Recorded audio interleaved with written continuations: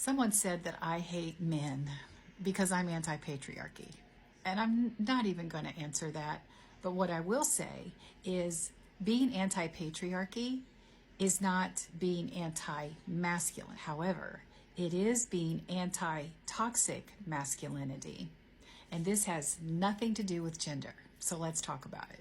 Patriarchy is a social system in which men hold primary powers in roles of political leadership, moral authority, social privilege, and control of property. It also involves a societal expectation for men and women to adhere to traditional gender roles. In other words, men are making the rules and they're telling everybody else how to live by them. In our country, our system of government is set up on a patriarchal system, and that is why Christian nationalists are trying to create a theocracy where the white Christian man will remain in power. That power has been justified through their interpretation of Scripture. Basically ordained the white Christian men to do whatever they want, which meant annihilate the existence of the original people of this land, enslave black people, and treat women as property.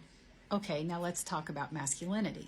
But in a societal framework that's influenced by patriarchy, you do not have an accurate reflection of what masculinity and femininity are. So through that patriarchal framework, masculine attributes are seen as superior. Ones that are typically assigned to the man are courage, independence, leadership, calm, cool, and collected during a crisis, driven, no need for the vulnerability, real men don't cry, that kind of thing. Patriarchy not only applauds but protects those attributes as masculine and holds that that's the only way that a man can show up in the world.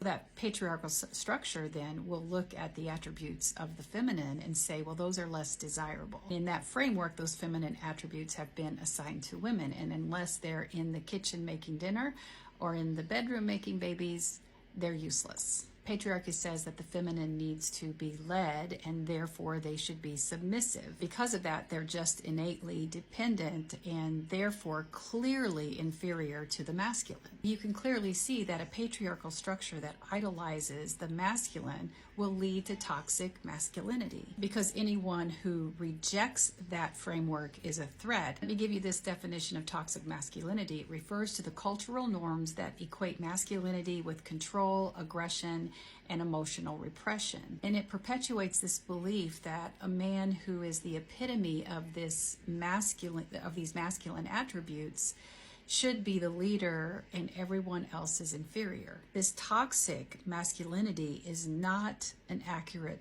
reflection of our humanity. It hurts everyone, including the men. Masculine and feminine energies or attributes are universal qualities that are present in all humans. Each person has those energies or attributes in them, and some may be more dominant or prevalent, and then also you may flow between them. And a man entrenched in toxic masculinity is not only offended but threatened by anyone who sits outside those societal norms that they believe, but are also exuding some of the masculine qualities that they believe is only theirs. Obviously, this has a lot of layers, but it is important to bring this conversation into what is happening right now.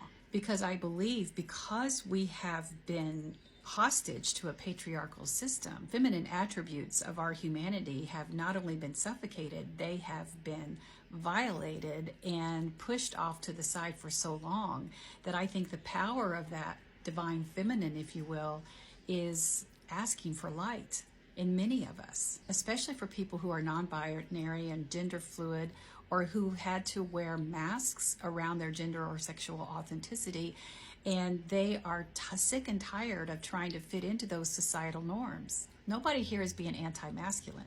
We are being anti-toxic masculinity. And many of us are beginning to understand and celebrate and teach about the importance of not only recognizing the masculine and the feminine attributes that are in each of us, but how we learn to cultivate them and use them for the good of the whole. Because this doesn't just benefit the individual, it benefits the collective consciousness.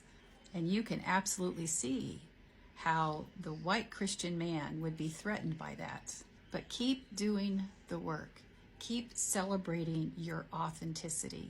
Keep amplifying the need to understand our humanness through all of the attributes that are available to us, including the divine masculine and the divine feminine. Hope this helps.